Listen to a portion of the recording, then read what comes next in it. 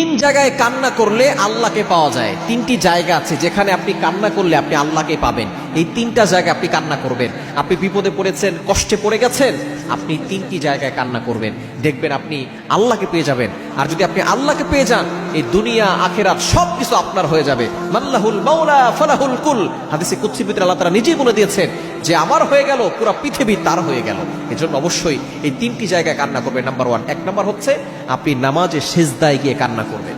কারণ যখন কোনো ব্যক্তি সিজদায় যায় তখন সে মনে করে যে আমার কপালটা মনে হয় কার্পেটে লাগছে, টাইলসে লাগছে, জায়নামাজে লাগছে। নো, হাদিসের ভিতরে এসেছে আকরাবু মা ইয়াকুনুল আবদু হুয়া সাজিদ, যখন কোনো বান্দা সিজদা করে তখন তার কপালটা আল্লাহর কুদরতি পায়ে ঠেকিয়ে দেয়। সুবহানাল্লাহ। সুতরাং আপনি সিজদায় গিয়ে নফল নামাজে সিজদায় বসে কান্না করবেন। আপনি জাহান্নামের ভয়ে, আল্লাহর ভালোবাসায় আপনি কান্না করবেন। আপনি যত বেশি এই নামাজের সিজদায় কান্না করবেন তত বেশি আল্লাহর নৈকট্য অর্জন হবে। দ্বিতীয় নাম্বার হচ্ছে আপনি কোরআন তেলাওয়াত যখন করবেন তখন আপনি কান্না করবেন। কোরআন তেলাওয়াত একটু বুঝে বুঝে পড়ার চেষ্টা করবেন। আমরা শুধু মনে করছি যে এই কোরআন বুঝবে তো আলেমরা, ইমাম সাহেবরা বুঝবে, খতিব সাহেবরা বুঝবে, আমাদের বোঝার কি দরকার আছে? নো, আপনি কোরআন বুঝবেন, কোরআন বুঝে পড়বেন, অর্থ বোঝার চেষ্টা করবেন। কোরআন তেলাওয়াত যখন করবেন তখন আপনি কান্না করবেন।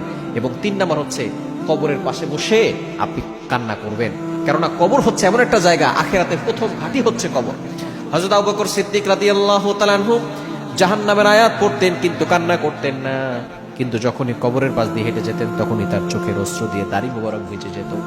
সাহাবায়ে কেরাম জিজ্ঞেস করতেন, ইয়া আমিরুল মুমিনিন, খলিফাতুল মুসলিমিন, আপনি তো জাহান্নামের আয়াত পড়েন তখন কান্না করেন না, কবরের আযাব, কবরের ভয়ে কবরের পাশ দিয়ে হাঁটলে আপনি কেন কান্না করেন? আবু বকর রাদিয়াল্লাহু তাআলা আনহু বলেছেন, এই কবর হচ্ছে আখিরাতের প্রথম ঘাঁটি। কবরে যদি কেউ ভালো থাকতে পারে সে হাসরের ময়দানে ছাড় পেয়ে যাবে এবং সে জান্নাতে চলে যাবে। সুতরাং কবরের কাছে আসলেই আমার চোখের পানি ধরে রাখতে পারি না। এজন্য কবরের পাশে গিয়ে কান্না করবেন, আপনি আল্লাহকে পাবেন। এই 3টি জায়গায় কান্না করলেই আপনি আল্লাহকে পেয়ে যাবেন।